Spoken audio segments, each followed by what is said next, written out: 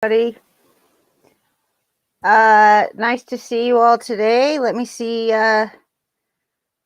what's going on here. Yeah, I should do this before I start, but you know how I roll. It's Saturday morning. Saturday baseball time. Nice to see you, Matt Hooper. Eating tacos? Nice. I love it. Tacos are delicious. They might be my favorite food of all times. But you can't get any good tacos on the East Coast. You got to go back to California for that. I might have found a place here on Long Island that actually has like West Coast California tacos, but I haven't tried it yet. I'm excited to do that. So we're on Spreaker.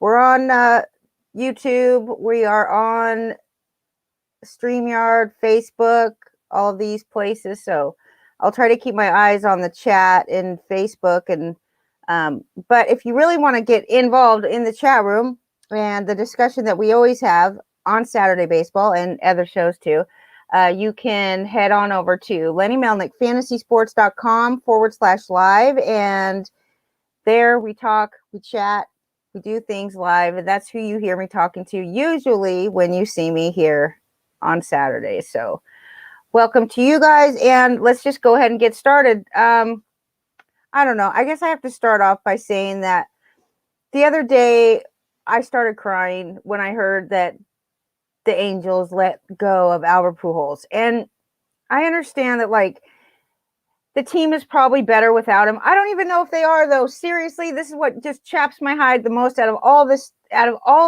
It just chaps my hide so much that Albert Pujols was not making this team worse. The pitching is making this team worse. Look at their bullpen. Look at their starting pitching. It's horrible.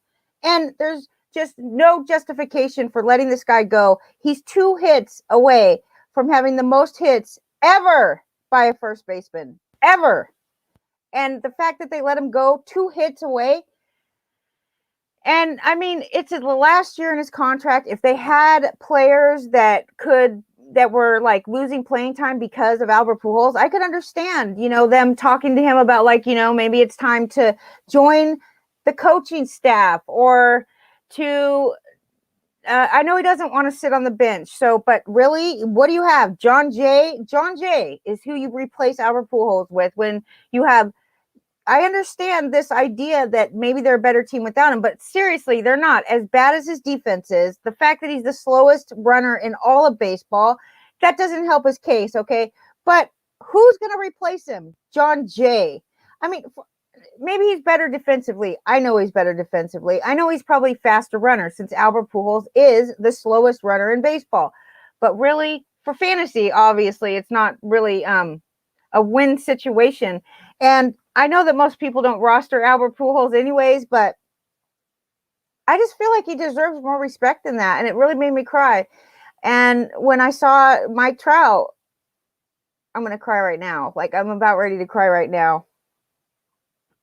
I just feel just angry because people say, well, oh yeah, he could join the White Sox or he could join the Cardinals. No, he can't. They have no room for him. They have no room for an extra first baseman. And Chicago White Sox, just because they lost players doesn't mean that they have a spot for Pujols. What's he going to play? They have Abreu at first base, and obviously their DH spot is tied up with either Abreu or Yermin Mercedes. And even though, I mean, La Russa did come out and he said, we just don't have a spot for him.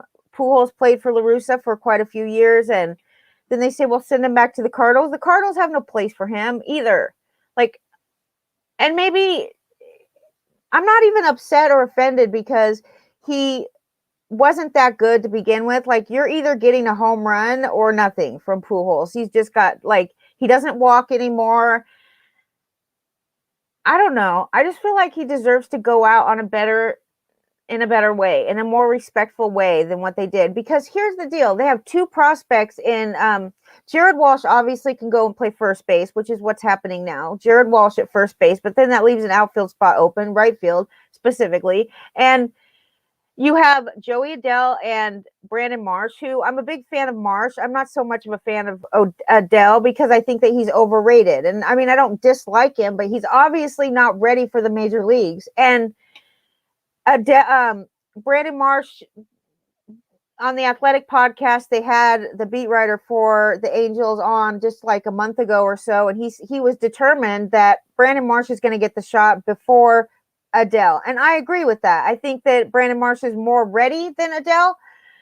But when you got Brandon Marsh with a shoulder injury and he can't come up anyways, and you have Joey Adele who just finally made it to AAA and who was absolutely horrendous in the chance that he did get at the major league level, what in the world are you thinking? Like, you're going to get rid of a guy that's like a legend, literally. You want to talk about a generational player? That's Albert Pujols. There's no question. And then, of course, it begs the question of what are they going to do in Detroit with Miguel Cabrera? Because at least Detroit has players that are like ready. You know, their minor league system in Detroit is by far better than the Angels. The Angels have the worst pitching, the worst bullpen. What do they think they're a better team now without Albert Pujols? Like, he was the whole problem with the team. It's just so disrespectful. And I agree with Mike Trout that, I don't know, Albert Pujols is just, he doesn't hit like he used to. He's not a machine like he used to be. But if you want to talk about a generational player, like everybody likes to talk about these prospects, like there's some generational player, they haven't even touched their feet on the soil of MLB yet, and everybody wants to call him a generational player. They're not. They're nothing like Albert Pujols, and he deserves some respect, and he deserves some credit for what he did. I just feel like John Jay is not the answer to your problems. And the real answer is get some pitching, invest in pitching. You have a team that should be winning games. The Angels, I'm surprised, haven't fired everybody because their pitching is horrendous. And they're just not any better without him. So I feel like, Mike Trout's played out of his 11-year career or something close to that. I don't know the exact numbers, but only a couple years that he played without Albert Pujols by his side. I don't know. Why do I cry over shit like this? Like, I don't cry that much, but when I cry over baseball, Blindy laughs at me constantly. He's like, what are you crying for? I just get sad because I feel like he deserves more credit, more respect. So, all right. Angels, if you're listening, do yourselves a favor and make it right with this guy because he deserves better respect than this. And they still owe him personal money. I don't even know exactly what it's for. I haven't really looked it up or even had an opportunity or an urge to look it up. But they're paying him $10 million after his contract. They owe him another $10 million for personal something. Is that $1 million a year for 10 years, or is that one $10 million settlement for personal expenses? I don't even know.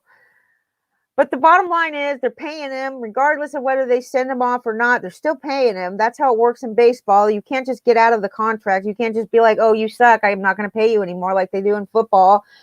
And I don't really know how they do it in basketball, but you have Rendon hurt. Rendon's back on the IL.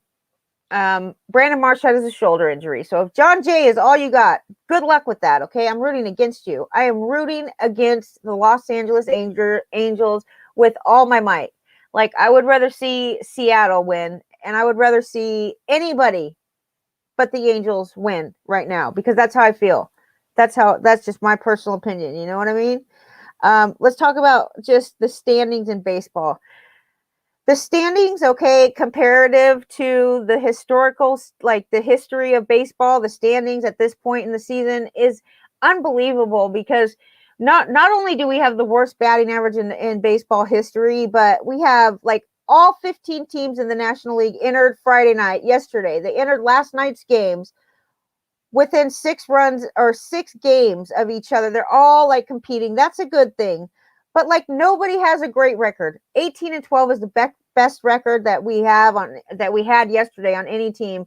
That's the Red Sox. The last time that we didn't have a team above 18-12 at this point in the season was in 1870.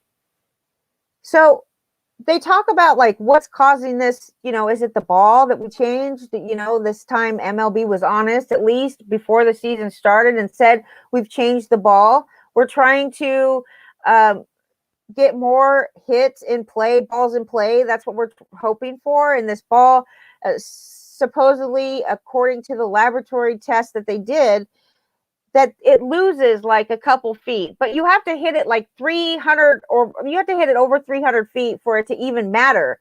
And then once it does matter, it's supposed to be like minuscule amount of feet taken off the like that you're going to hit that much less with this ball because it's not as good as of a it doesn't travel as far, okay, or as fast, whatever. You have a couple, like, so I was reading an article at The Athletic, and I think that it was written by Michael Salfino, but I'm not positive about that. Anyway, it's an old school fantasy guy that's writing at The Athletic that, you know, has been around for a long time analyzing baseball. And he said, you know, that it's the strikeouts that, you know, people like to say that the strikeouts are rising because the velocity on the pitches is so much more than it used to be. And he said that because they're the way that they analyze the velocity on the pitches is such that it's really not that big of a difference between what it used to be and what it is now. Although it is absolutely a thing. These pitchers are throwing harder than ever. There's no doubt about it. But how much harder is really hard to determine because we just didn't have the technology that we have now. We just didn't have the capability back then to really judge how fast they were throwing the ball. And while, yes, the pitchers are throwing faster and harder, there's something more to the reason why batters are always striking out. And he boils it down to the fact that it's a decision that the teams are fine with and the players are obviously fine with, giving up batting average, giving up contact for the home run. And obviously there's behind that comes the fact that that's what they're paying for in contracts. That's what arbitration looks at. That's what the public is saying that they want. So hitters are not so embarrassed of a 24% strikeout rate when they used to be very embarrassed. Like they used to be like, whoa, but they know, right? They know that they shouldn't be striking out 24% of the time, but they're willing to do that because in order to hit the ball out of the park, they're willing to do that. But one thing that he brought up that was really interesting is that teams that you look at the teams that are striking out more than they're striking out other opposing teams, right? You have on this list in the top, like the teams that are really good at striking out less than they are striking out other teams are the Padres. The Padres are ranked number 1 on this list. Like they strike out 3% more batters than they're striking out. The Yankees are number 2 on the list. And guess who's number 3? It's the Mets. Now, I have to say, like, in all honesty, that the person that wrote this article at The Athletic is a Mets fan. And he made it very clear that he's a Mets fan. So, but the stats don't still lie, right? So we analyzed the teams that are striking out more than opposing teams are striking out. It's kind of like run differential, but for strikeouts. And he said that back, if you look in the back of his, like if you look back on the past seasons, we didn't look at 2020 in this particular instance, but going back to 2019, you see a very clear pattern of the teams that strike out more batters than they strike out. Okay, the run differential it's the strikeout differential, right?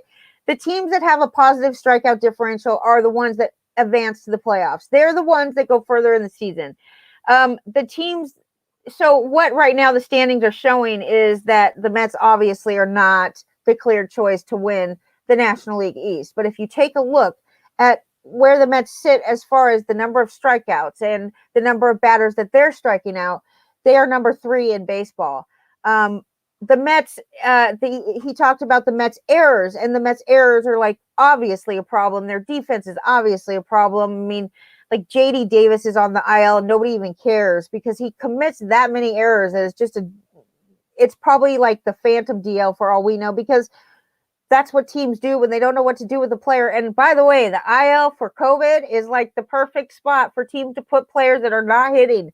And I would say that they're doing that more often than they're not. And I would say that, you know, these excuses for like, oh, he had the vaccine, he's having side effects, whatever. Half the time, I don't even think that's probably true. I just think they need some place that they don't need a place to put them, but they have a place to put them. So why not do that and call up someone else? And then you have like a full roster of players.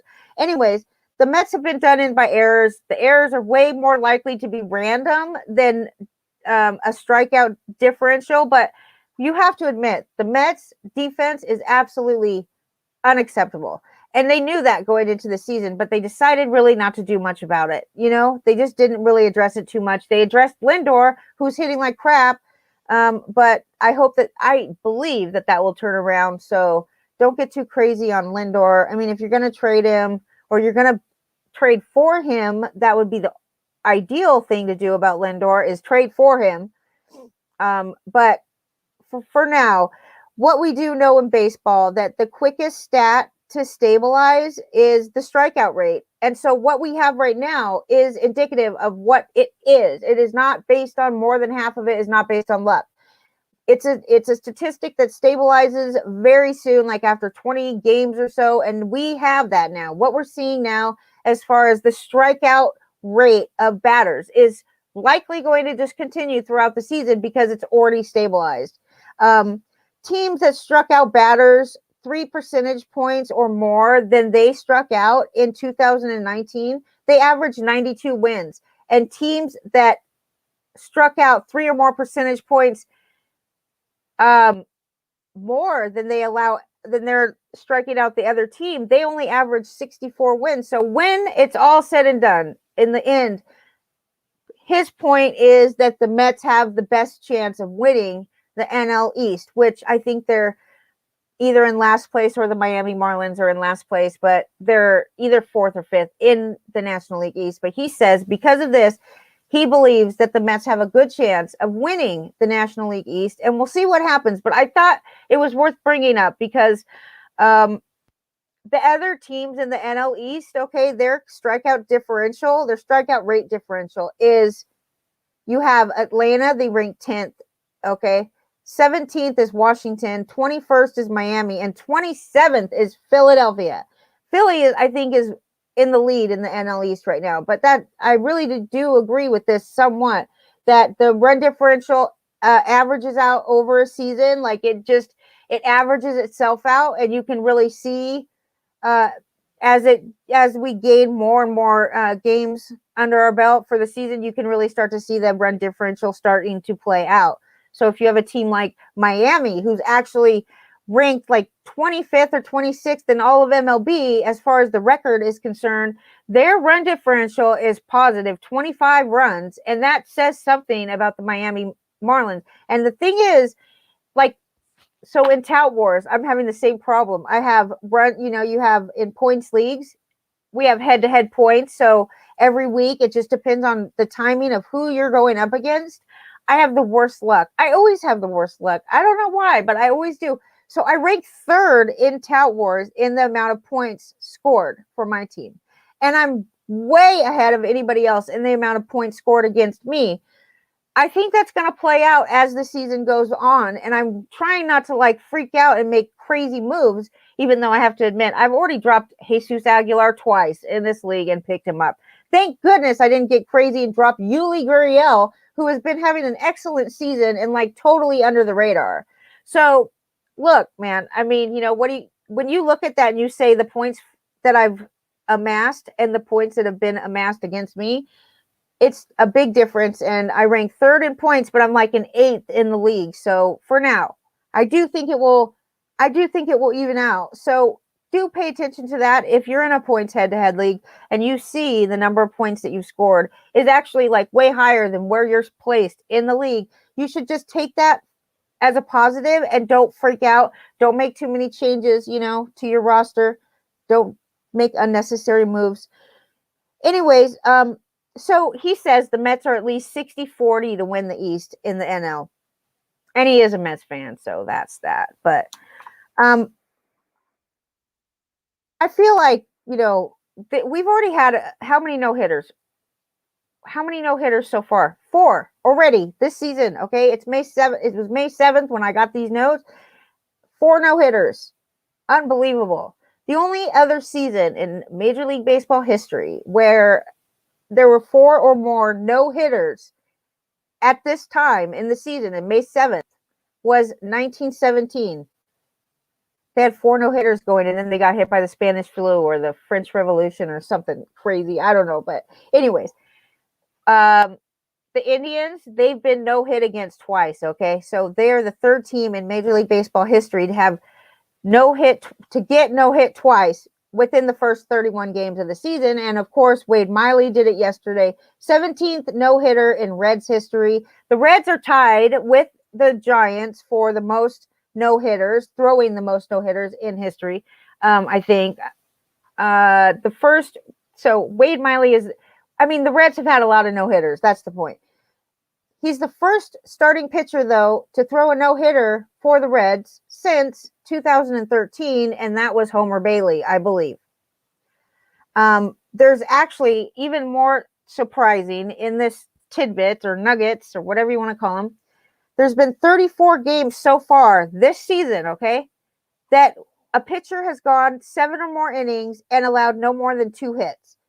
And all of last season, I know there was only 60 games, but there was only 32 all of those 60 games, and we're only halfway there for this season. So the fact that these pitchers are not getting hit at all, I mean, whatever it says, I don't know. The pitchers that are doing it are unbelievable, though, some of them. Wade Miley, for instance, is not known as a great pitcher. And, we saw, what was his name? I forgot his name. Like, this guy that pitched for Oakland that used to throw, like, the axe at the tree. That was what he did, more like learning how to pitch. He used to throw an axe at a tree. I forget his name. But he had like a no-hit. He had a no-hitter, and it was Dallas. Was it Dallas? Was his name Dallas Braden? I can't remember. But it was like a one-hit wonder, okay? He had that one great game. He didn't ever do it again. Wade Miley, I don't know what to make of him, but that's great for him. He had a no-no, okay? So, and that's the thing. There's 32 of these, 7 or more innings with not more than 2 hits allowed. 32 all last season. Now we already have 34 this year. So that says something about the pitching. I have to say, what in the world is up with San Francisco pitchers? I mean, last night I was texting Malpal. I was like, holy moly, DeSclafani, he is unbelievable. Like, he's taking care of the Padres right now and just sitting them down. He's pitched at least 6 innings every outing that he's pitched. As of yesterday, he had 5 starts and 30 innings under his belt for the season and an ERA under 2. Do I think that's going to continue? No, but look at the San Francisco Giants pitching. Number one, they have a great ballpark, so that helps out for any pitcher that. But a lot of these guys are just washed up. I mean, seriously, look at these pitchers that they have. Not just Gausman, but they have. Just look at them. You'll see who I'm talking about. Aaron Sanchez, who was like Mr. Blister when he. That's the first time I came up with that name. Okay, Mr. Blister. That's what I'm calling him. In Toronto, he had blister problem.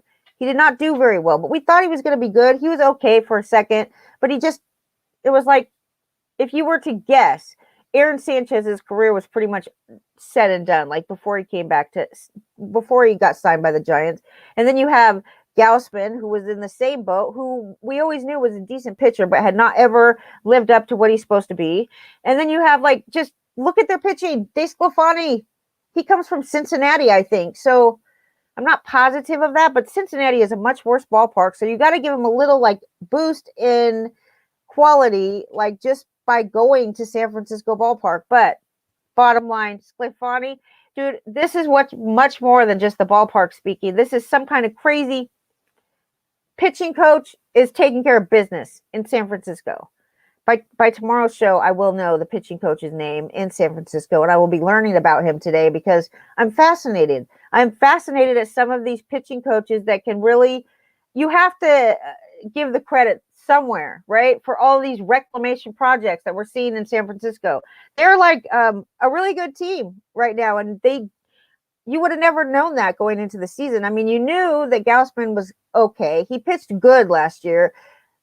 To question whether or not that was a fluke is absolutely acceptable to me.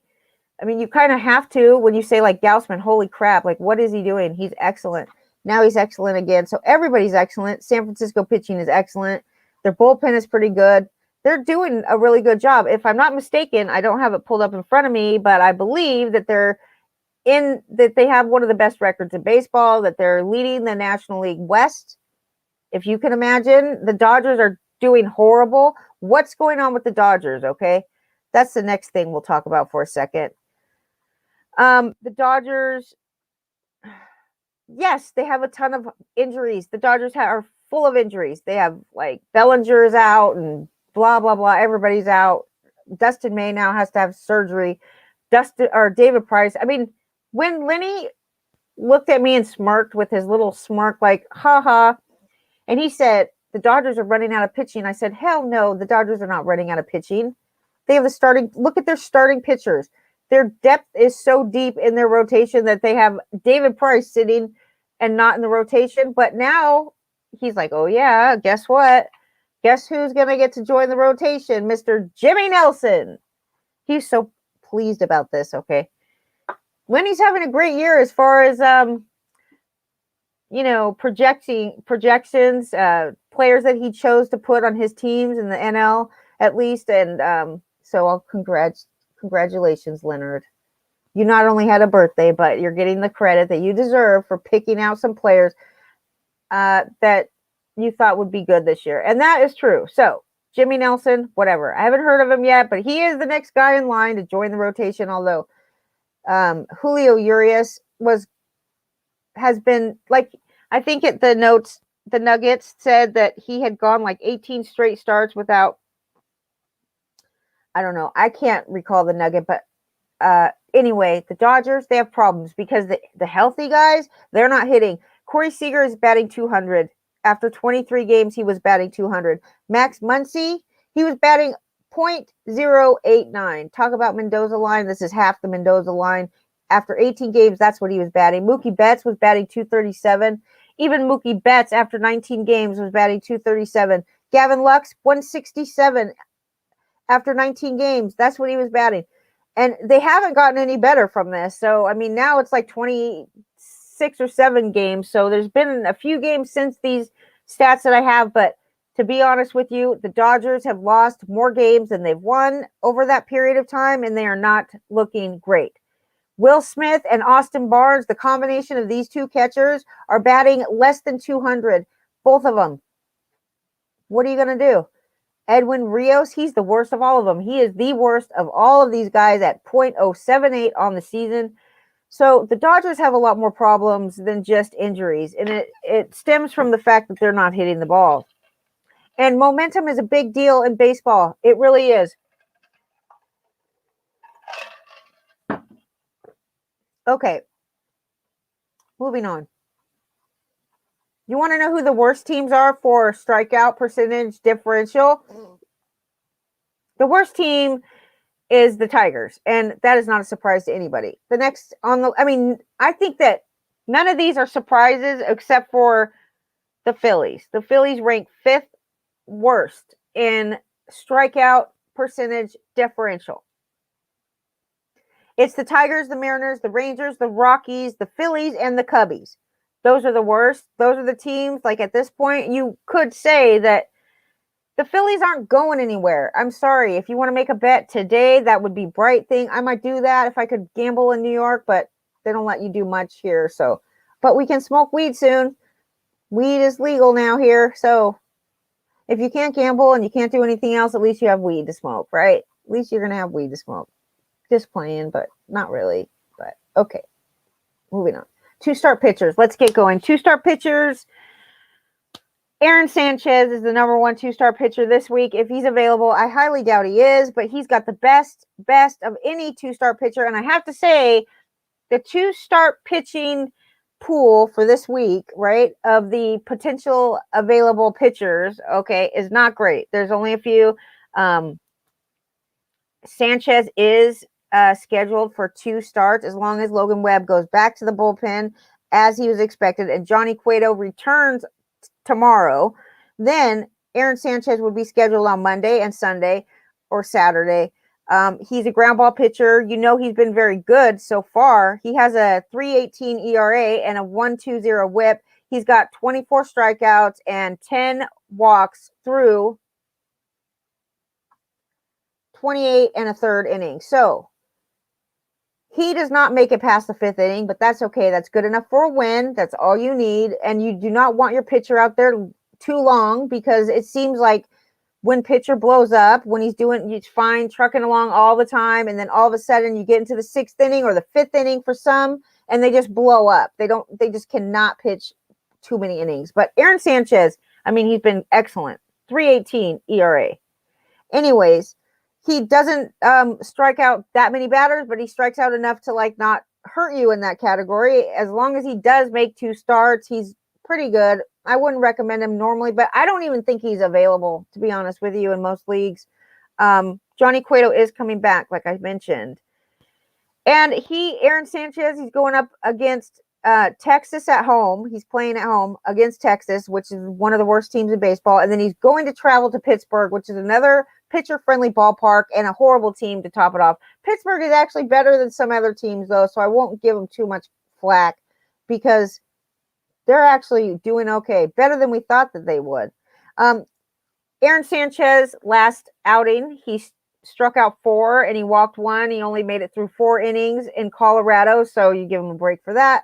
But the Giants posted 10 runs in the 1st inning and he still couldn't get it done. So he's not perfect, but he is the best of the choices for 2-star pitchers to pick up this week if he's available. The next one that is probably not available either, because he's a Yankee, and that's just, there's something about Yankees that everybody likes, and the Yankees are actually doing pretty good now. They've seemed to turn it around. Okay. I was really enjoying when they were crappy, but they've turned it around some. Okay. Jordan Montgomery is going to Tampa Bay, which, by the way, is not a great start at all, even though it might seem like that. They are not good against Tampa in Tampa. Tampa is like the Yankees killer. When they go there, they're not that good. Jordan Montgomery's been decent. This past, his last outing, he went 6 innings against Houston, which is pretty darn good. He only struck out 4, 3 earned runs, but he didn't walk anybody. He's been very good about the walks so far. And the last 2 weeks, he has a 4.09 ERA, which isn't great. But think about how bad the Yankees were just 2 weeks ago hitting. Think about how bad they were hitting. And it seems that, Giancarlo Stanton, all they need is one hitter to start hitting, which is Giancarlo Stanton. He's actually earning his money. Okay, so he's hitting. And because of that, Jordan Montgomery is better because of that. So the next guy on the list, if he's available, is Brady Singer. Brady Singer had one outing where he got hit, in the heel. I don't know if it was like a comebacker thing, but he was hit with a ball in the heel. And he only lasted 2 innings that day. It was 2 starts ago in Minnesota. So it makes his innings, it makes it look like he doesn't pitch as many innings as he does.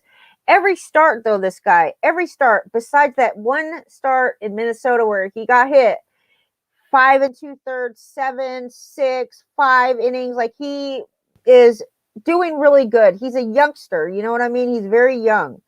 So he is going to face Detroit. There's no better place to go than Detroit, okay? He's going to Detroit, and then he's got to face the White Sox at home. The White Sox are not a threat like they used to be, okay? They might not even be.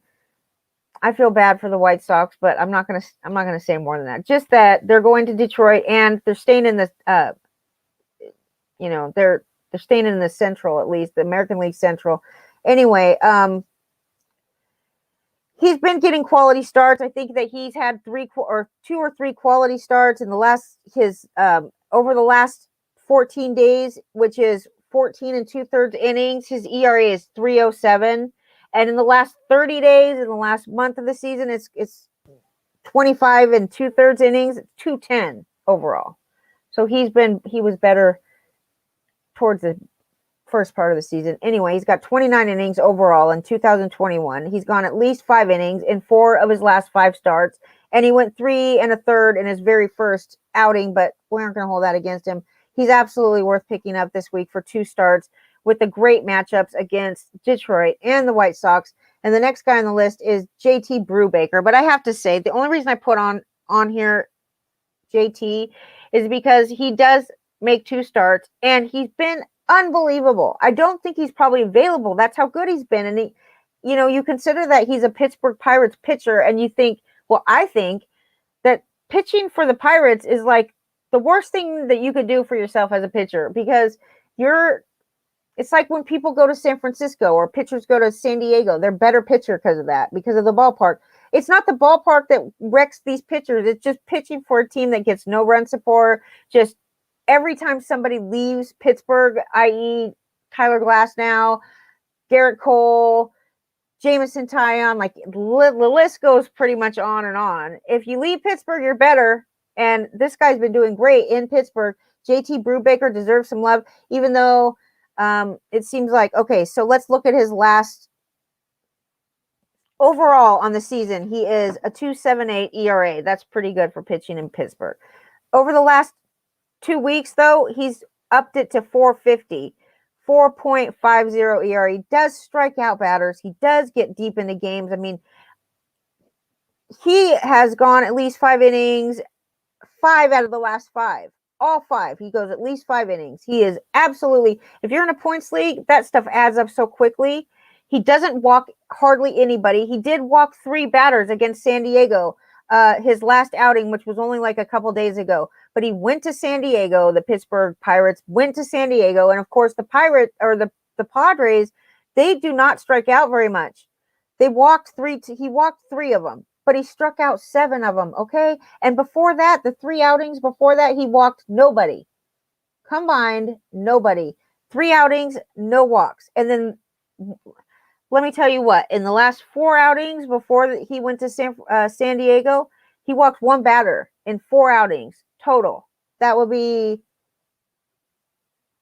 11, 18, 23 innings. He walked 1 batter in 23 innings. That's excellent.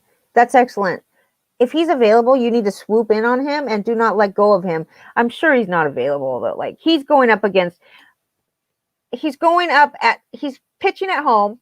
He's going up against Cincinnati, who through the season, really, Cincinnati has been hitting very well so far this season. But it seems like lately they're not hitting as they were before. After Castellanos got into that, whatever that was, it wasn't a brawl. It wasn't any kind of fight.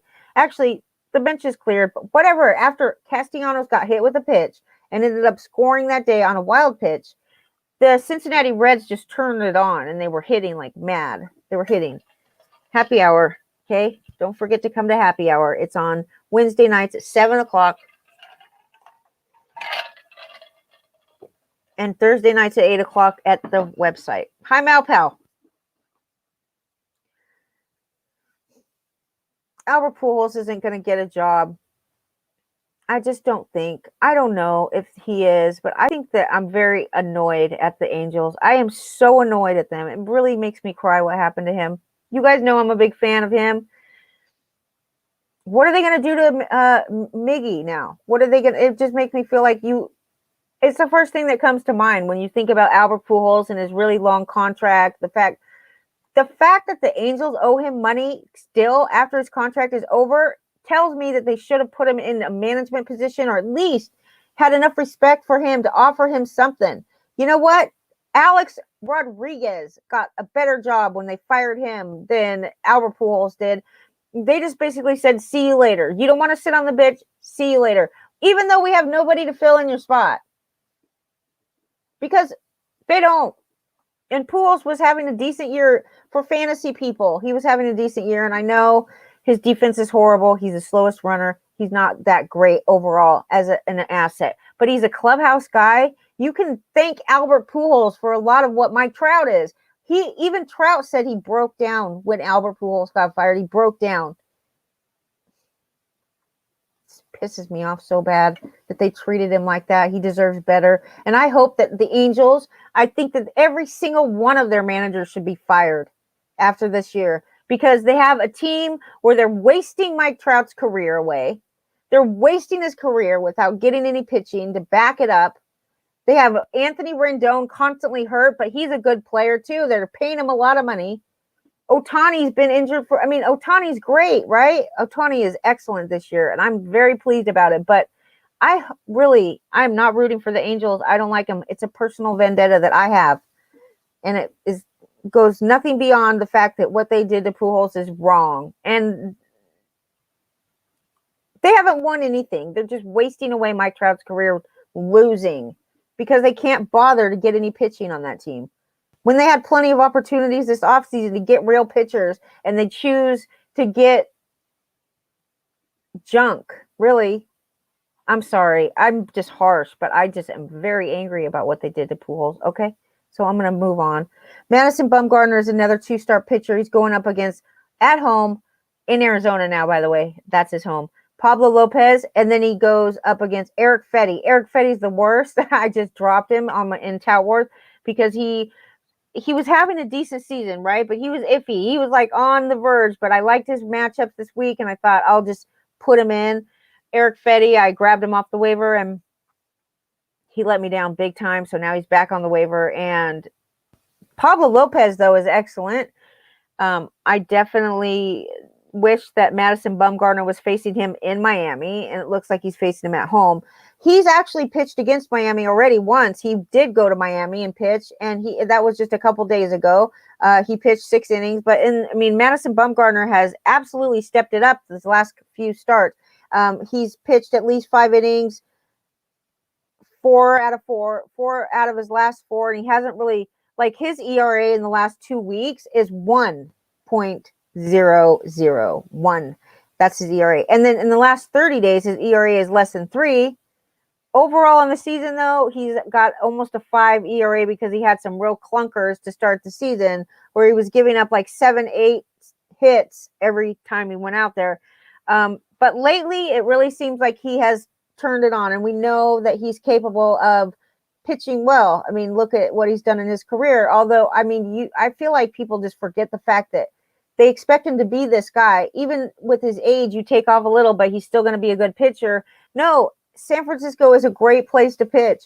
And so the fact that he spent almost his entire career there before he goes to Arizona, which is not known for being a great place, or is he in Texas? Maybe he's pitching in Texas. I don't know. He might be pitching in Texas or Arizona. One of the two is where he's at. But the last 14 days, he's been excellent. And absolutely, if he's available, you should pick him up because he's got a great matchup this time.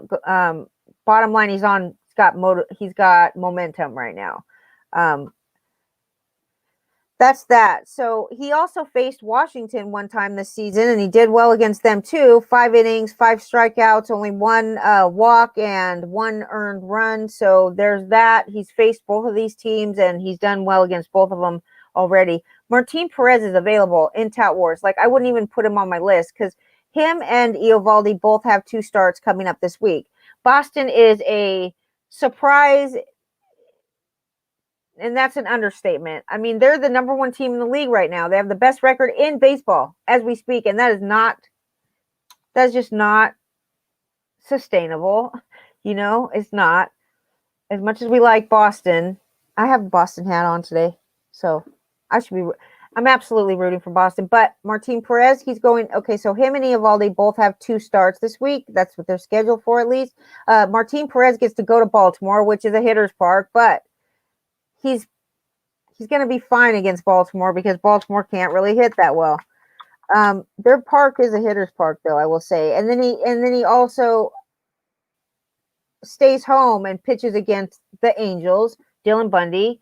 I'm sorry. I'm going to take Martin Perez this week. 5 2/3 in each of his last 2 starts. The Angels rank last in walks. So the fact that Albert Pujols doesn't walk, I'm sorry. It doesn't even affect me in any way because the whole team doesn't walk. Whoever their batting coach is not teaching them to walk or making them walk or forcing them to walk, or they're just not capable of walking. But whatever, they rank last in baseball in walks. So anyway, Martin Perez is going up against both of these lineups. They're not that strong, Angels and Baltimore. And I say throw him in there if he's available. His ERA on the season is not great. But over the last 2 weeks, his ERA is only 2.38. So he's a 2-star pitcher. Now, that's all for 2-star pitchers. And I did want to bring up just a couple players that may be available for you to pick up on your waiver wire. Just like mention them quickly. Evan Longoria is the number 1 guy. First of all, I know he's older and he's like past his prime, but he is playing like a young person right now. He's playing like he did at the peak of his career. And that team is on a roll right now with San Francisco. They are heading into this weekend. Evan Longoria ranked 3rd in average exit velocity on fly balls and line drives. He's just behind Stanton and Buxton, who, by the way, is going to miss not just days, but weeks with his hip problems. Yes, I agree. Malpal agrees with me that, hi, George. Nice to see you. It's so nice when George comes around. What's going on, dude? Yay, you must not be at work today. Or are you sneaking out on your break? It's nice to see you. Yay, George. George is here. Okay, anyway, Evan Longoria is worth picking up. He, look at his page on Baseball Savant. He's been better than most of the league in what he's doing. And this 3 years is supposedly what his Baseball Savant page says, is that he's gotten better. Actually, over the last 3 years, he's been better than he's getting better. Like, that's hard to believe, but he's been a better than average hitter, at least for the last 3 years, if not longer. You know, this guy was great. The minute that he came into the major leagues, he was great. He was a surprising, excellent rookie. Like, he just never was. He was so good for 10 years that he got to choose his, he had 5 and 10. He had that because he played for 10 years on the same team. So he got to choose where he went if they traded him. Anyway, 231 isolated slugging. He's got a great schedule coming up this week. Evan Longoria absolutely needs to be on your roster. If he is available, he needs to be in your roster, active. And if you choose what to do with him after that, it's fine by me. But that's my best advice of the day, is grab Evan Longoria. If he is available, he's got an excellent coming week. He's going to face first of all, they start the week. The Giants host the Rangers. The Rangers are not good. They only play 2 games at San Francisco. And then they get to face Arihara and Jordan Lyles in those 2 games against the Rangers. And then they go to Pittsburgh. Okay, they play 4 games in Pittsburgh and 2 against the Rangers at home. I'm sorry. That's all there is to it. You got to pick this guy up. He should not be available in any leagues at all. That's the truth. In the last 10 games, he doesn't have any home runs, but he's been hitting home runs throughout the season. So I can imagine that somebody like picked him up and saw that he was hitting home runs. They picked him up. And since he hasn't hit any home runs in the last couple of weeks, they probably threw him away. I think I might have done that, but he got hurt for a second. So there's a chance that he's available and you should go get him. Okay. Now coming up, there's a couple runners, like speedy guys, that you could consider picking up this week. We're talking about waiver wire pickups right now. Nixon Zell, Lenny's favorite. Like, Lenny loves Nixon Zell, and I'm not a fan. However, he ranks among the top 5% in sprint speed. He has a great schedule coming up this week. With Joey Votto out, he has a thumb fracture, and with some other versatile players like A. Eugenio and Mike Moustakas, they can move him around to shift positions. And Nixon Zell could get playing time, steady playing time for the Reds. I know if you're in an NL-only league, he's not available, but he very well could be available in a mixed league, and he's got a great schedule. He steals bases. Jacob Stallings is the catcher for Pittsburgh, right? I told you, I'm just saying, he has thrown out 4 runners in 19 attempts, 19 stolen base attempts. This guy has only gotten out 4 of them. He's only thrown out 4. That means that, and Dom Nunez is Colorado, I thought. Yeah, Pittsburgh, and a 4 games, with a 3-game series in Pittsburgh and a 4-game series in Colorado and a 2-game, how many games are we talking? It says Votto's out with a thumb problem. We already know that. Nixon Zell could see steady playing time, 3-game series in Pittsburgh and 4-game series in Colorado. So 7 games in Pittsburgh, and then they go to Colorado. Everybody loves a hitter in Colorado. Dom Nunez, he doesn't strike out, or he doesn't throw out any runners. He's thrown out 0 runners, and he's made an 11 attempts to throw out runners that are stealing bases. He has thrown out 0. Jacob Stallings, I already told you, he's thrown out 4 in 19 attempts. So Nixon Zell has a good chance of stealing some bases for sure. Sorry, I got a little confused there, but bottom line, and another guy too that's in the top, 5% of speed in the league that runs faster than 95% of hitters is Miles Straw. And I know that you're like, Miles Straw, he's ridiculous. I do not have him on any team, and I don't want him, to be honest with you, but he will run. I don't think he's as good as Nixon Zell this week, but he's got 3 games against the Angels and 4 games against the Rangers. So Miles Straw absolutely could steal some bases. Yan Gomes, he's not a stolen base guy, but Yan Gomes is only owned in 7% of Yahoo leagues. I understand because it's probably one catcher leagues and all of this. Yan Gomes has hit he's hitting 337 right now, and he's hit for a couple years. It's not like he hasn't hit at all. I've had him on my Tout Wars team. He's one of my catchers. I did have Roberto Perez, who, by the way, I'm the one that told you to grab him, and I'm telling you now to throw him away because Roberto Perez is being horrible. And when you don't hit enough to make up for the fact that your batting average is like in the 100s, then you got to go. There's always an available catcher. I think I picked up Dom Nunez to replace him. Another guy that is like interesting, but of course, as soon as I put him on my roster, he stops hitting. It's Tyler Naquin, who is on the bench right now because Jonathan India is getting all the playing time. He's getting the at-bats, but he's not hitting. Jonathan India, he's not hitting. Eventually, they're going to have to put Naquin back in there since he's in the 90th percentile in barrel rate. His strikeouts are way down compared to last season or any season. He's not striking out nearly as much. And defensively, he's good. So why in the world are they benching him? I know he hit like 6 home runs and then he stopped hitting home runs. I know that because the minute that I put him on my team, he stopped hitting. However, Jonathan India, I know he's a great up-and-coming rookie, but he's not hitting. He's not good defensively, and I don't understand why he is getting the playing time over Naquin, especially when Naquin not only is hitting home runs in the 90th percentile in barrels, but he also can run fast. He's 68th percentile in sprint speed, so I'd be watching for Naquin to get some more playing time coming up. I mean, how long can they go with a guy that's not hitting or defensively good? So he's only 50% rostered right now. I understand why, because you dropped him, because why would you keep him on your team when he's not hitting? Anyway, I think they should put him in the lineup sooner than later, so that's that. But Jed Lowry has an expected batting average of 306. I know. You guys that have been playing fantasy for a long time are like, Jed Lowry, wow, is that all you had to put on your list today? But, I mean, he's 37 years old, so he's probably not going to continue to hit, but he's playing right now, and he's hitting. His expected batting average is over 300, which if you compare to the rest of the league is like unbelievably good. And that article I was talking about earlier about the Mets and how their strikeout rate differential is so much better than what their record shows. I would say that, I don't know, just all this stuff adds up, it evens out with the wash, evens out at the end. And overall, Jed Lowry's hitting right now. This is not a permanent fixture in your lineup, but he's good right now. So he's worth putting on your roster for now.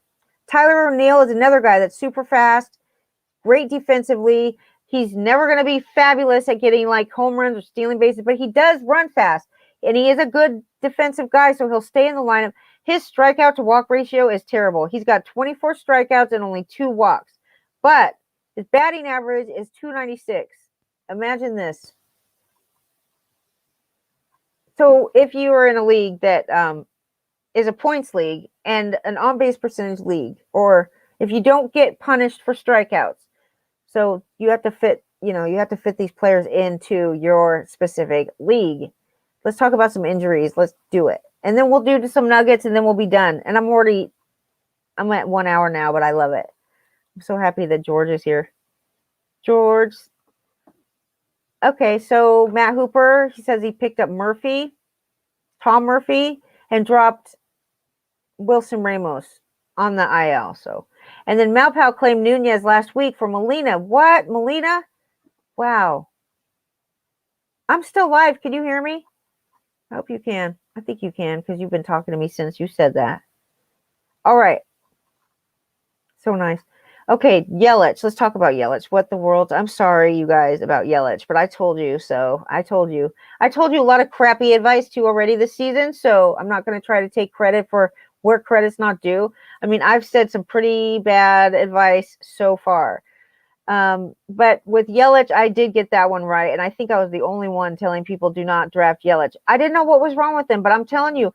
So it's really misleading with this guy because if you look back, you look in the baseball forecaster, they always have the injury log and it shows you how many days that each player missed over the last 5 years.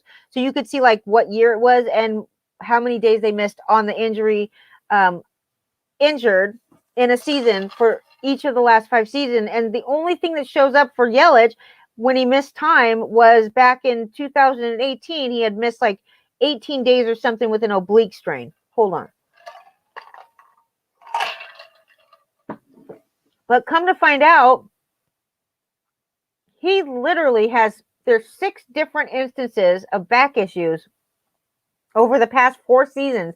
And yeah, it doesn't show up on the forecaster injury log because he didn't miss time. He didn't like technically get put on the IL. But he's had problems with his back where it's affected him 6 times in the past 4 seasons. This year, he went to the IL on April 11th, and he spent 3 weeks there. An MRI did not show any structural damage, so he came back for 1 game, and he still felt tightness, restricted range of motion, and he basically, Craig Counsell, the manager, said, last night Yelich told us that he's not going to be able to do this on a daily basis, and so we need to stop and completely resolve this. At this point, we don't have an answer. Take it for what you will. They have to start over with him. They have to, like George Springer. I'm really concerned about this happening to George Springer because if you take a player and you put him back in the lineup too early before they're completely recovered, especially these strains, these pulls, these tears, whatever, like April is notorious for these types of injuries in baseball. But if you do this and you bring back a player too early, you run the risk every single time of starting all over. And worse than what it was before. So like George Springer, the fact that, like I was reading at The Athletic, they have an injury update thing. They have a physical therapist, like somebody way more qualified than me, talking about injuries. And they said before that George Springer, if you run the risk of really hurting him, if you bring him back too early. Now, George Springer went on the IL with oblique first problem. Now it's a calf. It's something totally different, but it's the calf problem that's really hindering him at this point. So just like Yelich, he came back off the IL. Everybody's excited, putting him in their roster. All of a sudden, he plays 1 game, and he's now sitting out. He's sitting out for what reason? He's tired. It was fatigue. Fatigue, dude, that is not the truth, okay? He might be fatigued, but he's fatigued because his injury is not healed up yet. The worst thing you could do for these players is put them back in too early. So I would say with Yelich, they say that he's going to get sent for more scans, okay? According to the Athletic injury doctor, okay, injury guy, it might be a girl, whatever. They're considering the Yelich thing a grade 2 back strain, which is a moderate back strain, or you have like the grade 3, which is Luis Robert. That means you're done for the season probably. Anyways, they are saying, even though this is not like the actual, word that's put out there, they're considering this a grade 2 back strain. It comes with 5 weeks until the 5-week optimal recovery time period to come back. So that means that even if no new injuries, okay, for Yelich, even though if the MRI is completely clean and there's no new injuries with him, he is not going to return until at least mid-June. So at this point, I mean, you do what you got to do. If you have a limited number of IL spots, I would really consider just how do you throw away Yelich, right? You'd think that you could package him up or something and send him off in a package with other players. Do that, though, before they actually say, like, that this really is a grade 2 back strain. And, the fact that they brought him back too soon, now he's got to start over. I would get rid of him immediately before the news comes out. Now let's talk about Luke Voit. Luke Voit underwent surgery in late March. We talked about this before. He had a torn meniscus in his left knee. He chose the surgery with the least amount of recovery time. He chose to go with the least, like, instead of fixing this meniscus, they just trimmed off the torn part of the meniscus. And so they said, the Yankees said 3 to 4 weeks, and the Athletic said, no, that is too aggressive, that he is probably not going to be ready to come back within 3 to 4 weeks. The Yankees said that he's actually on track to return less than 6 weeks after the diagnosis or after the surgery. He was sent to rehab recently. He's planning to rejoin the Yankees sometime next week. So he's coming back. He's on his way back. He's rehabbing right now. But they say do not expect him to be 100%. It is absolutely going to take more time for him to get his strength back in his legs, because you have to realize he hasn't been walking around on this knee at all. And, you know, if you don't use your muscles, they tend to deteriorate. And so Luke Voit is coming back, but just be patient. I don't know. He's not going to be full strength, that's for sure. But he's coming back. George Springer, we talked about a little bit, but he still has this lingering effects of his quad strain. It just makes me so mad that they brought him back and they knew that he wasn't ready. He's got tightness. He says he isn't bothered while he's at the plate, but he feels it when he's running. So what the hell good is he? It's a package. It's not like he can avoid running. If he can't play DH because he still has to run to first base, he still has to at least get to first base. And the problem is, like, when you turn and run to first base, you're stretching and you're like, that's how I tore my Achilles, by turning and trying to run from a just completely like position where I wasn't moving to 100 miles an hour as fast as I could go. And it just pulled that tendon or whatever, that ligament. Anyways, George Springer is not even dealing with his oblique anymore. We don't know that, but what we do know is that his problem is his calf. So he feels it when he's running. They were saying if he does not go back to the injured list, they are running a huge risk of him aggravating that calf muscle, and it will be worse than what it was before. And it will be just, we've already waited like how many weeks? He didn't even start the season. It was like 6 weeks into the season, he's finally back. And now you go back too soon. Now we're talking 8 more weeks, because now we've re-aggravated the injury and it's worse than what it was before. And so the best decision for them was to put him back on the IL, which they did. But quit making up these stupid excuses about how you're resting him because he's fatigued. He's not fatigued. He's hurt is what he is. So he will not be running bases anytime in the near future. And he is back injured. Don't expect him to come back anytime soon. Now, Kettle Marte is another guy that I have on my teams. At least 1, maybe 2 or 3. I don't know. Kettle Marte, he's been injured. Okay, it's been a month now since he left the game with a grade 2 right hamstring strain. Okay. They said 5 weeks for him was optimal recovery time for a grade 2 hamstring strain. Last week, Marte underwent another MRI. It showed that he's healing, right? Like, oh, good. I'm glad he's healing. That's like, you could have assumed that without the MRI, but they do show that he's healing and he should be getting close to returning. And they're sending him to their I don't know if they already sent him, but he is, he is on his way back. He is continuing to increase his level of activity. He's been taking batting practice, but really it comes down to not batting practice, but running. That's really where he needs to be better, because batting practice, anybody can do batting practice with just the top half of their body. And this is a problem because this is a strain on his hamstring, not his upper body. So that's a good sign that they sent him there. He's been taking batting practice. Now he's going to try to run the bases and progress, actually playing in a game. The minor leagues is a thing now, so maybe he'll do that.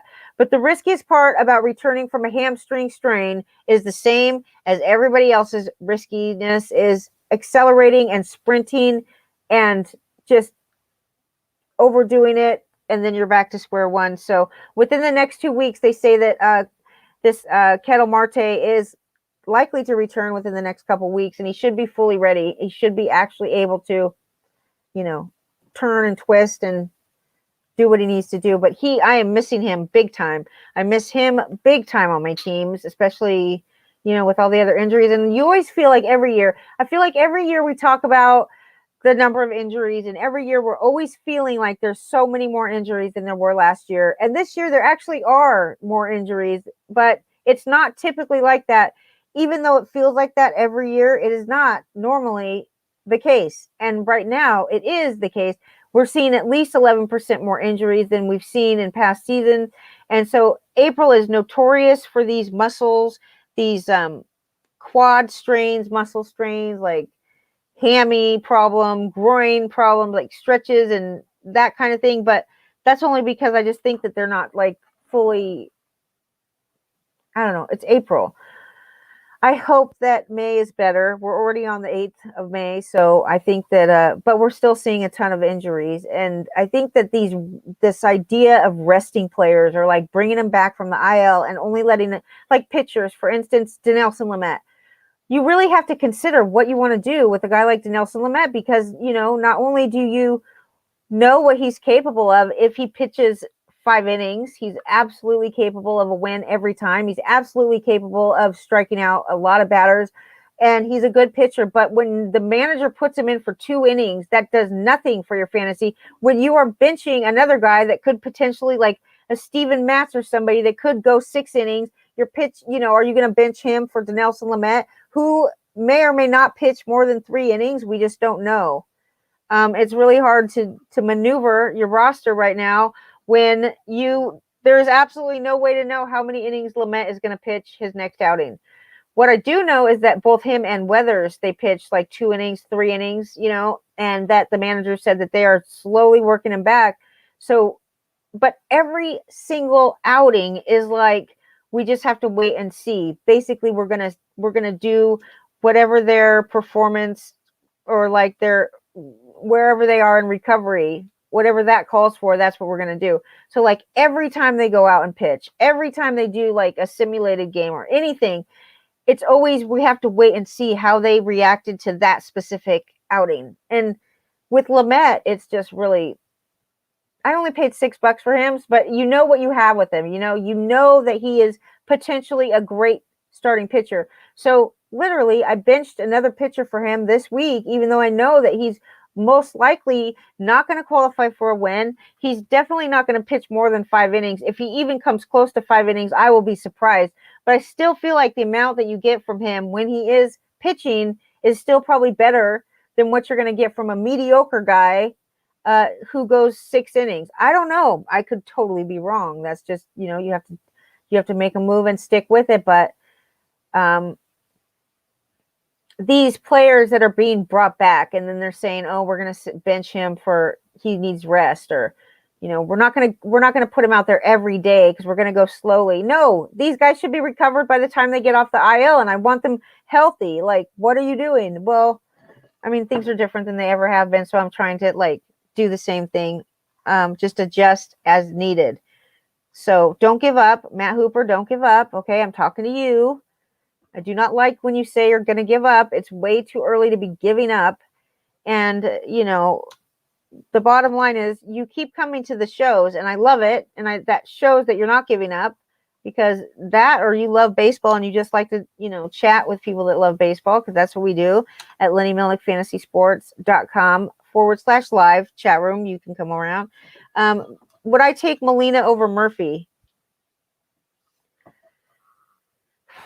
We saw with Tom Murphy, we saw some potential too when he was playing catch for Seattle, and he hit like 24 home runs in one season, and that was just a couple years ago.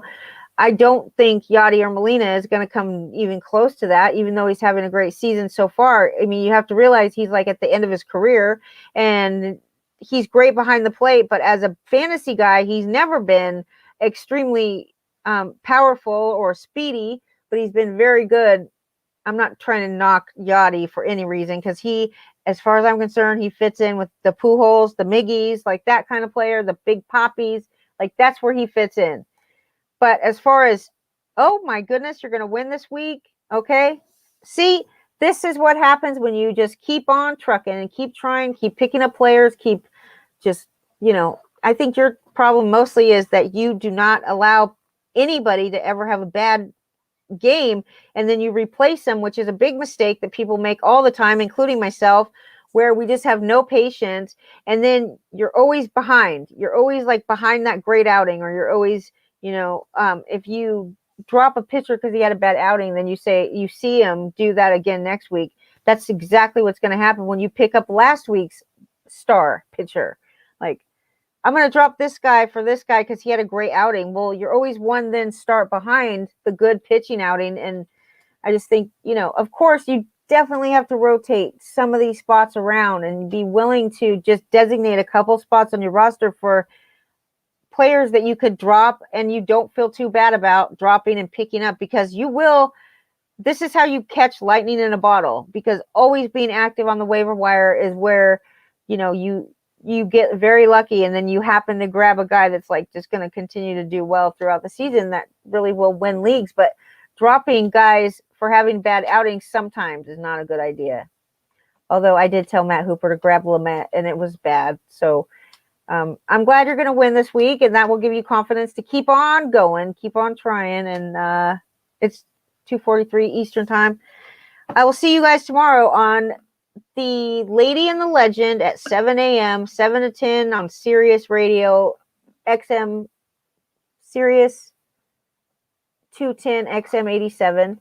Go ahead and give us a call if you want or not. We never, ever get through our notes because Lenny is crazy with his notes. And I'm not kidding. He's got like 40 pages of nuggets. We do all the games and go through the box scores of all the games, and we never even finish. By the time I get through the rundown and like getting ready for the show, by the time I get through all the nuggets and like reading them all and taking them in, literally we have like 80 pages of notes for one show. So, but the callers are very fun and it gives us a break. We really like it. So do call in. It's the number is 888-963-2682 if you want to call. And Bennett is our producer. He will answer the phone. And I absolutely agree. Yachty's a great player to have. I would probably choose him over Murphy just because I think that he's more consistent. But Murphy did hit over 20 home runs. And if he's on a streak, then by all means. It seems to me that you only have one catcher spot, Matt, because if you did have a 2-catcher league, then these guys probably wouldn't be available to begin with. So I'm assuming that you have one catcher only that you need to roster. And because of that, I would drop and pick up like crazy in that spot. And that will satisfy your need to make changes. And there's always going to be a catcher worth rostering on the waiver wire. So if it is a 1-catcher league, like I think it is, by all means, drop, pick up, use that as your rotating spot, because most of them have a crappy batting average anyways. And I do love that Yachty's having a great year, and he is so easy to root for if you're a baseball fan. Let me tell you a few more nuggets, because what else do you guys have to do today, right? I dropped Odubel, by the way. I dropped Odubel even in my NL only league because that's how bad he is. I think he's 0 for like 30. He's 0 for 30. He's 0 for something. He might have got a hit. It says Phillies center fielders entering Friday. They were batting 125 with a 404 OPS. Both easily the worst in the majors. 5 National League teams, the Nationals, the Rockies, the Pirates, the Mets, and the Braves, have a higher batting average from their pitchers, okay, than that. So Odubel could be their answer, but he's not being their answer. He's absolutely horrible. He struggled in his first week after he was promoted. He looked lost facing Major League pitching for the first time in nearly 2 seasons because he hasn't been around at all. There's some serious drama with this guy. Like, he was a good player, but he did not listen. He was like Puig, where he did not listen to, you could tell that he was just like rebellious, right?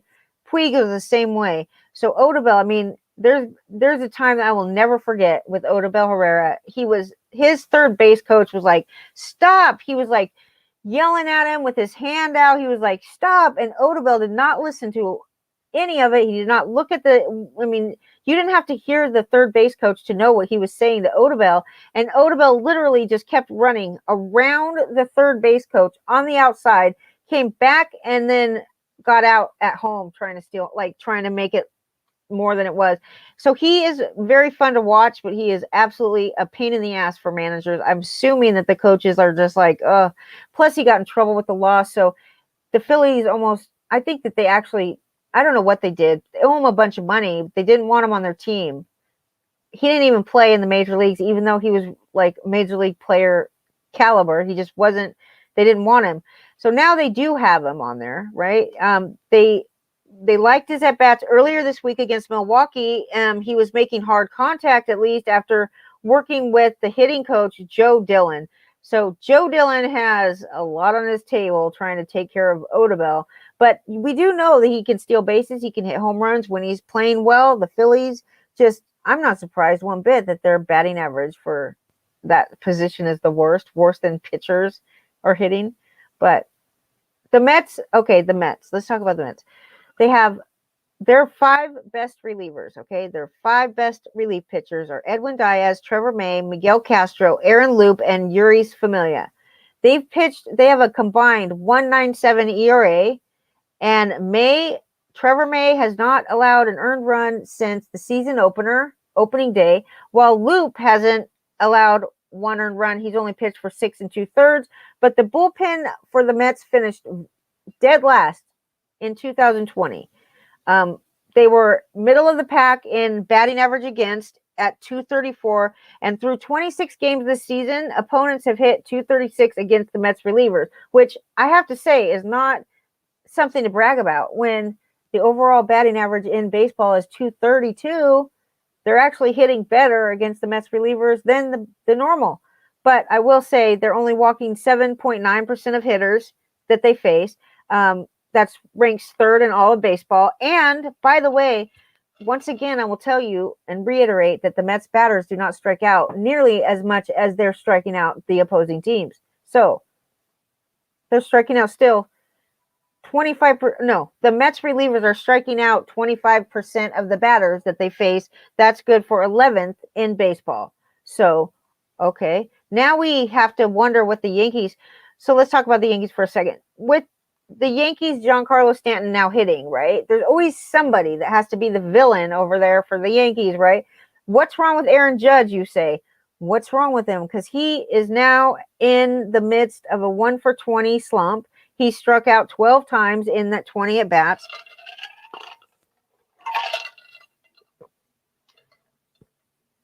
Is he letting his, his fielding is not great either. It says that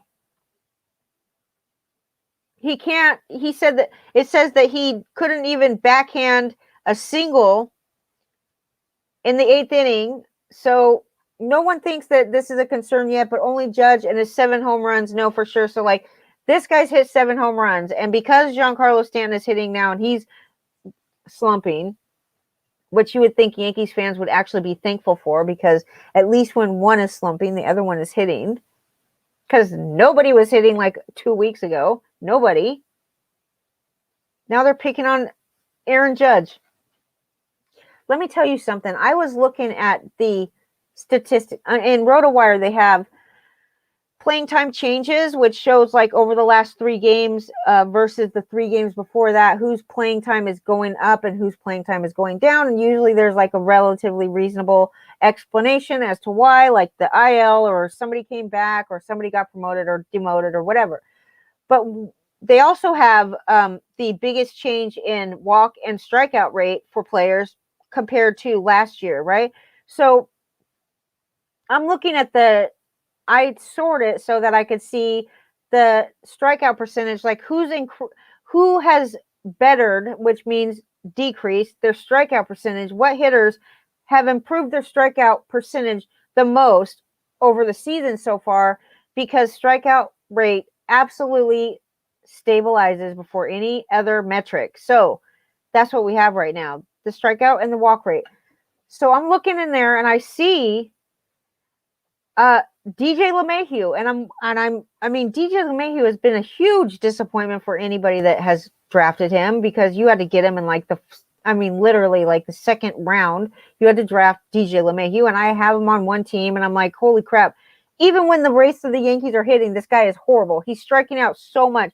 His strikeout percentage has increased by over 20% in just one season. So what is going on there? Like, that's not normal. That is just not normal. It was like Yelich last year. And I said, you just don't see a guy, dude, have a full season where his strikeout percentage increased by this much for no reason. Like, there's something to that. And that's what I was concerned about with Yelich. And the same thing now that I see this, I see, holy crap, he's striking out so much more than he did last season, that he is absolutely a big disappointment. And I mean, I brought him up. He's not in my notes, but I brought him up because I did notice that. And I could tell you a couple that stuck in my head as far as improvement on strikeout percentage, and that would be Nate Lowe. Nate Lowe didn't really have a full-time gig in Tampa Bay, but now that he's in Texas, he is on fire. He is striking out 20% less than he did. I mean, if a batter is even striking out 20% of the time at all, like, that's horrible. That's not good. The fact that Nate Lowe has reduced his strikeout percentage by 20%, that's like, he must have been striking out like 35, 40% of the time, because, I mean, the difference is he is unbelievable now. I mean, actually, he's not unbelievable, because if he would have had a chance in Tampa, we think that we were kind of expecting him to be a good hitter. But anyway, that's one that strikes me. And Evan White has improved his strikeout rate a ton for Seattle, but he still isn't hitting that well. Who else did I notice on there? But the fact that DJ LeMahieu's strikeout percentage has increased by nearly 20, it's bad. It's bad. It means he's hurt, or he's just not a good batter to begin with, or like we gave him too much credit for what he did last year. I don't know. Anyways, let's go back. The Mets. I told you, opponents have a .236 batting average against the Mets relievers. They're only walking 7.9% of hitters, though, and that ranks third in all of baseball. In 2020, the Mets were horrible with their bullpen. Horrible. They had a 12.6% walk rate. Okay, now they have less than 8. They're also striking out 25% of batters that they face. That's good for 11th in baseball, but now we wonder what's wrong with Aaron Judge. Yes, 12 strikeouts in the last 20 at-bats. He's 1 for 20 with 12 strikeouts. And they wonder if it's affecting his hitting. I say this, Yankee fans, just be happy that the Yankees fans were the best. I'm like, literally, I'm becoming a Yankees fan, and I can't help it. I'm like I think I'm becoming a Yankees fan. I never thought I would say those words, but with the idea that LeBron now owns part of the Red Sox, and the Yankees are the best against Houston, like, the fans are the best. They gave Houston Astros such crap when they came there. They were just amazing, okay? I really was like saying to myself, I would love to be a Yankees fan right now. I'd be a proud Yankees fan. I would never even be saying this just a year or two ago. But with all that's going on, and the Yankees fans, they do not take it. They are not pleased when this team is not performing. They will throw stuff out on the field. I do not endorse that or condone that or anything. But I have to say, if you are not playing up to your talent level and they feel like you are not putting effort out, they will let you know about it. They are not okay with you just not hustling. When Gary Sanchez doesn't run out plays, right? When you hit a ball in the infield and you don't run it out, you don't even try to overrun first base because you've already given up halfway down the line. They are not having it. They're throwing bottles. They're throwing plastic. They're throwing whatever they have near them. They're throwing it on the field. And I love it. And what they did to the Astros when they came to town, I was rooting for them. I was like, the Astros got off scot-free. Number one, they didn't get punished at all because they told the truth, okay? They were given immunity from any punishment. The only people that got punished in that whole thing were 2 managers that are now coaching again. No problem. They're back in baseball it's almost like it didn't even skip a beat. But the players got nothing. And so that gave them like every opportunity to not take responsibility for what they did. It was very easy for them to come out and be like, oh, whatever. Like, I didn't, just act like they weren't that sorry. That's how I felt about it. Okay, they weren't that sorry. And then they got so lucky with the COVID because no fans were in the stadiums at all last year. And I have to say, because of the couple things just recently that the Yankees fans have been doing, it makes me want to be part of the Yankees fandom. It really does. In fact, like, I always, never mind, but I'm just saying, I think I'm like halfway to becoming a Yankees fan. And I think once you do become a Yankees fan, you never stop being a Yankees fan. But like, I'm not kidding. I never thought I'd say that. But on that note, potential Yankees fan here, signing off. And I hope you guys have a great weekend. I'll see you tomorrow. If I can figure out how to stop this thing, because that's always the problem.